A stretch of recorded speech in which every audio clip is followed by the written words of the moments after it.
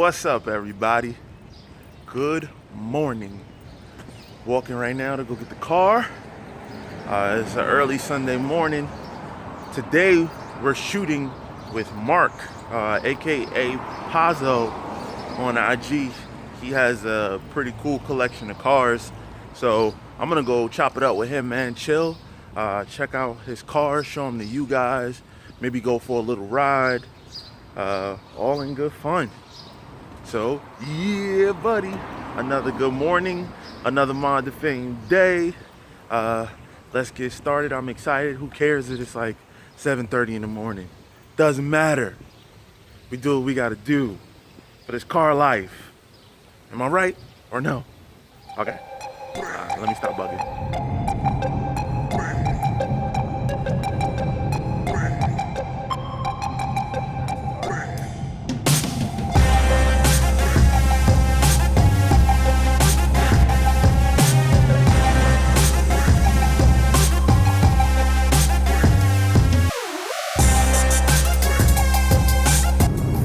So it's always nice to find friends on the highway when you're cruising out early. I got two Porsches behind me. I don't think you can see them, but a Targa, 991 Targa, and a 997 Turbo, and we're riding along pretty good.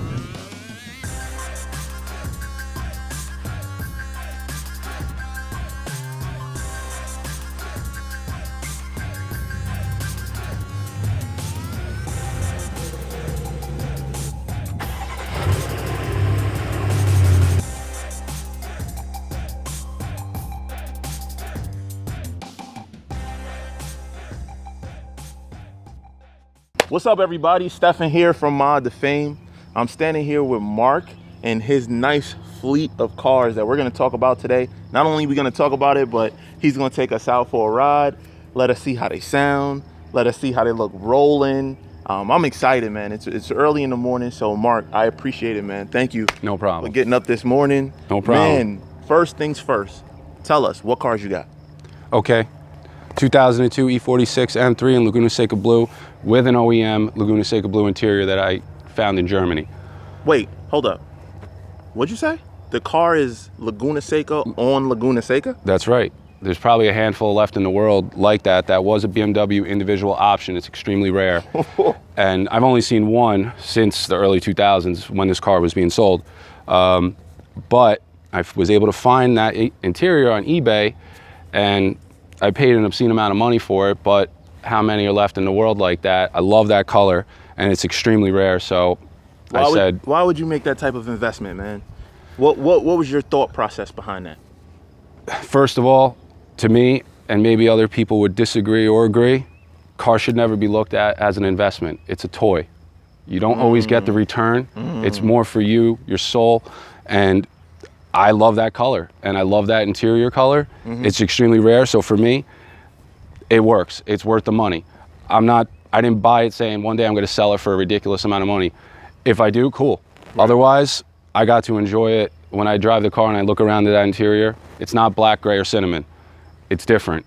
And it's unique, so that's that. Very, very. I mean, when you open the door for me, first you didn't open the door. I was walking by the car, and I looked, and I was like, is that a bluish green interior like that?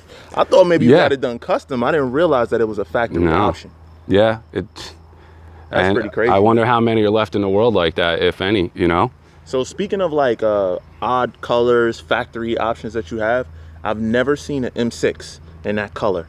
The M6 Grand Coupe, man. That is Moonstone Metallic. When this car was offered 2016, BMW sometimes on their site will show there's individual colors available. I think they had two, and one of them was Moonstone. It was an extra $19.50. I had to wait a little bit extra time, but it was worth it. The color is classy, it's sexy, it accentuates the lines of the body, and it always looks clean too. So that was an individual option. You could get it on other BMWs, but if you're gonna do it on an M3, M4, and so on, I think you're gonna pay like $5,000 if it's available and when. Right. So that was offered, and I think it's a gorgeous color. I'd like to do it again on a different model in the future. It looks like a cross between a silver and a pearl white. It does, and it has like a little bit of beige flake in it, like a champagne flake to it. But that color changes in so many different light. You know, sometimes it looks like a flat silver, and then like right now in that quarter panel, I don't know if the camera's picking it up, but you can see that beige flake coming out a little bit. Oh, don't worry, we're gonna get some nice close-ups of that for y'all, definitely. But so M3, M6, what else we got, man? I also have an E36 M3 in Dakar yellow. That's just a full track car. That's not here. That's getting an oil cooler installed. That's my baby. What an amazing chassis. Any guys out there who have E36s, you know you can relate, especially when you turn it into a track car. There's about 300 horsepower at the crank on that car, and I'm about a little bit less than 4 seconds off my time in the GT3. But I do push that car a little bit harder than I do push the GT3. And you're talking 200 horsepower difference, a PDK transmission, and it's a Porsche GT3. But the M3 is pretty well sorted, and I'm confident I'm going to knock time off of that too. Moving on to that, since I mentioned the GT3, that is a 991 GT3, 2015. The car was white. It is wrapped now, Avery Dennison gloss blue, with a clear wrap over that, ADV1 wheels. As a track alignment, and no cats. Long tube headers. So you're center that guy. exhaust. Oh yeah, About people in their life. yeah. It's when that thing's up 8,000, 9,000. It's singing. If you're behind me or next to me and I'm passing you, it's probably gonna burn you. It's probably gonna blow your eardrums a little bit. Jesus. But inside the car, it's nice. But you got to know you got something behind you pushing you. Right. And that car lets you know. It sounds amazing, and the way that thing shifts, the PDKS transmission, is sublime. Yeah. There's nothing like it. Maybe the dual clutch transmission in the Ferraris is up to par with the way that thing shifts, but unfortunately, BMW guys, I love BMW. DCT does not come close to how that car shifts. Not even close. I've owned it. I've owned an M4. Oh, three BMWs. Yes, and I owned an M4. Right. And I have the DCT in the M6. Right. It shifts very fast. It just doesn't have that quick F1 sounding shift, and that just makes the car ownership even better.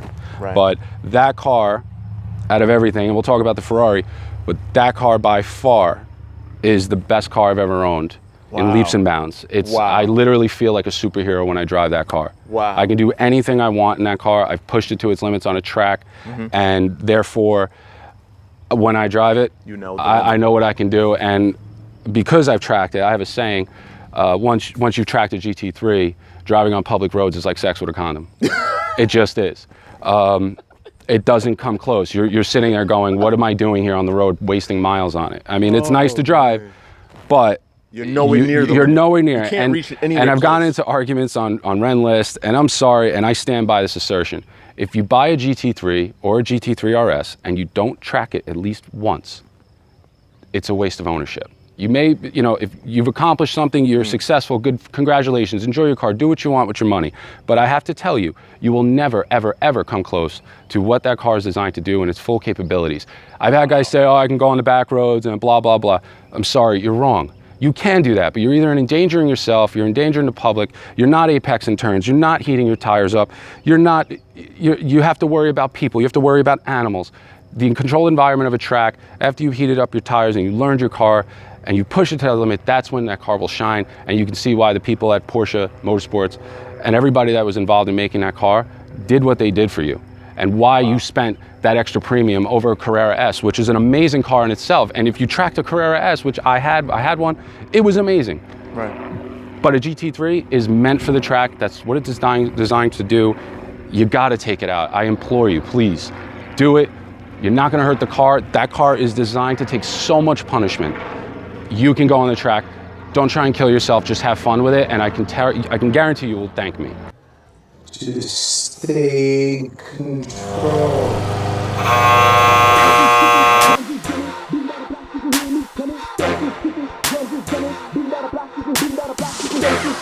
Drums is coming, beating down a block, you can hear me coming. Bass is kicking, drums is drumming, beating down a block, you can